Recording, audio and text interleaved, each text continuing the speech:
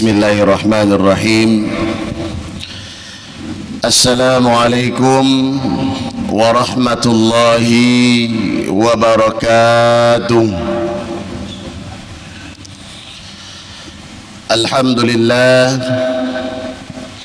Alhamdulillahi rabbil alamin, wassalatu wassalamu ala asrafil anbiya wa mursalin wa ala alihi wa ashabihi ajma'in, amma ba'du. Bapak-bapak, ibu-ibu, jamaah setia salat zuhur Masjid Raya Istiqomah yang insyaallah selalu dalam lindungan Allah Subhanahu wa taala. Tentunya puji syukur mari sama-sama kita panjatkan kehadirat Allah Subhanahu wa taala atas nikmat yang diberikan kepada kita semua, dan juga salawat dan salam hendaknya tak luput kita kirimkan kepada arwah junjungan kita Nabi besar Muhammad sallallahu alaihi wasallam. Mudah-mudahan syafaatnya nanti menyertai kita di yaumil qiyamah. Amin ya rabbal alamin. Hadirin ma'asyiral muslimin rahimakumullah. Mengawali kultum siang kita pada hari ini, saya diingatkan dengan sebuah hadis dari Abu Hurairah yang diriwayatkan oleh Imam Bukhari. Bismillahirrahmanirrahim.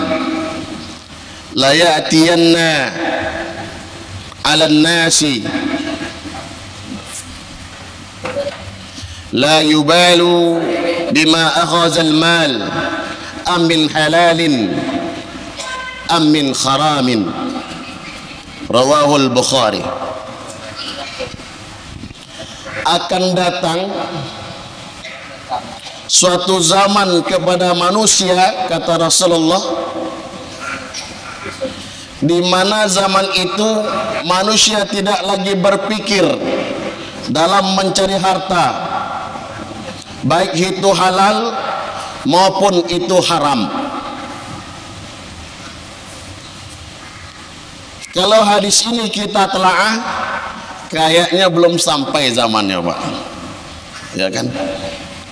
Di mana hadis ini menegaskan bahwa akan datang suatu zaman, suatu masa, suatu era di mana manusia tidak lagi berpikir tentang mencari harta itu mau halal mau haram, hajar. Kalau kini belum kayaknya. Entahlah kalau sudah ke kan.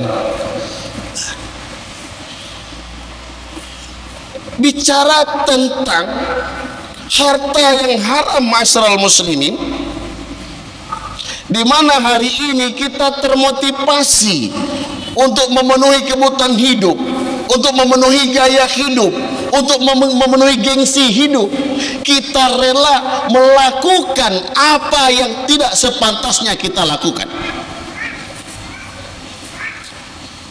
Kita rela melanggar aturan agar kita tersohor. Kita rela mengambil hak orang asalkan kita dikenal orang banyak, duit dan segala macam. Ini yang jadi permasalahan hari ini, yang perlu kita tegaskan, ma'asyiral muslimin, jamaah salat zuhur rahimakumullah. Sesuatu yang haram walaupun diproses setelah itu secara halal, tidak akan merubah statusnya dari haram menjadi halal. Misalnya, mana tahu nasib menang togel 100 juta, beli kebun sawit, dikelola secara syariah. Apakah itu bisa merubah statusnya dari haram menjadi halal? Tidak. Seperti daging babi, ma'asyiral muslimin, halal haram. Walaupun kita masak secara halal, kita kasih bumbu, kita rendang secara halal, kalau perlu masaknya sambil sholawat, apakah merubah status daging babi jadi halal? Tidak. Hari ini kita sudah mulai lepas kendali masyarakat muslimin. Yang penting kita punya duit, yang penting saya dapat apa yang saya mau, yang penting saya tersohor, yang penting saya gengsi dan segala macam. Tidak peduli halal dan haramnya. Bahkan jauh-jauh hari di dalam kitab Bidayatul Mujtahid, Rasulullah sallallahu alaihi wasallam bersabda, la yaqbalullah salatan bighairi tuhurin wala sadaqatan min ghululin. Tidak akan Allah terima salat seorang hamba bighairi tuhurin, kalau tidak dalam keadaan bersuci, wala sadaqatan min ghululin, dan juga Allah tidak terima sedekah min ghululin, dari harta yang haram. Banyak para ulama menafsirkan bagaimana sih harta yang haram itu. Harta yang diperoleh dengan cara di luar syariat, harta yang diperoleh dengan cara yang tidak benar, manipulasi dan segala macam, ini termasuk harta yang haram. Begitu banyak ayat Al-Quran masuk muslimin menganjurkan, mengancam bahkan agar kita benar-benar menjaga kehalalan terhadap harta yang kita makan. Dan juga dalam surah Al-Baqarah ayat 168, Allah Subhanahu wa taala berpesan kepada manusia, ya ayuhan nas, kulu mimma fil ardi halalan thayyiban, la tattabi'u khutuwatis syaitan, innahu lakum aduwwum mubin. Wahai manusia, makanlah dengan sesuatu yang apa yang ada di muka bumi ini yang halal dan yang baik.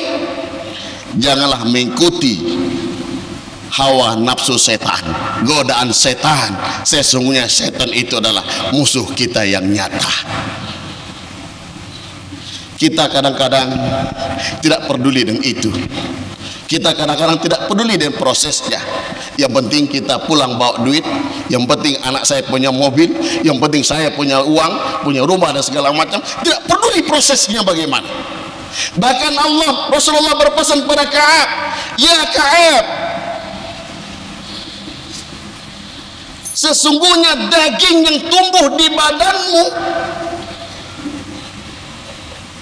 la yarbu lahmun nabata, sesungguhnya daging yang tumbuh berkembang di badanmu min sahtin, dari yang haram, dari duit haram, dari makan haram, dari uang sogok, dari uang korupsi dan segala macam, illa kanatin nar awwalabih, maka yang paling abdul bagi daging itu adalah dibakar oleh api neraka. Nauzubillah min dzalik. Hadirin masyarakat muslimin rahimakumullah, tentu di tengah pergulatan dunia seperti ini hari sekarang ini, sistem dunia yang seperti ini sekarang ini, hendaknya kita lebih hati-hati dan menjaga terhadap apa yang kita miliki, apa yang kita makan. Bahkan nanti di yaumil qiyamah, di padang mahsyar, tidak akan bergeser satu tapak pun dari kaki kita ini masalah muslimin, kalau belum selesai ditanyakan tentang perkara yang salah satunya adalah harta. Min aina wajadta, dari mana kamu dapatkan dan kemana kamu belanjakan. Hadirin, marilah sama-sama kita berdoa kepada Allah Subhanahu wa taala.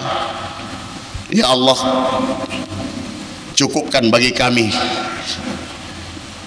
Allahumma kfina bihalalika an haramika.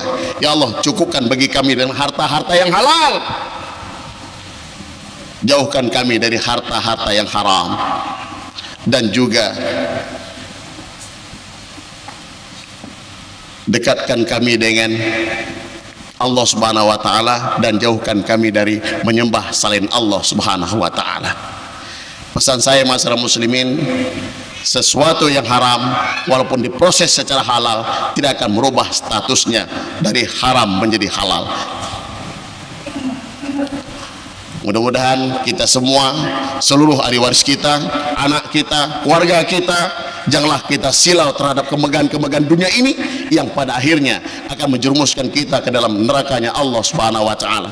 Jaga kesucian diri kita, jaga kesucian harta kita dari yang baik, dari yang halal, yang haram. Mudah-mudahan kita akan selamat di dunia dan selamat di akhirat nanti. Amin ya rabbal alamin. Terima kasih. Mohon maaf atas segala kekurangan. Wassalamualaikum warahmatullahi wabarakatuh.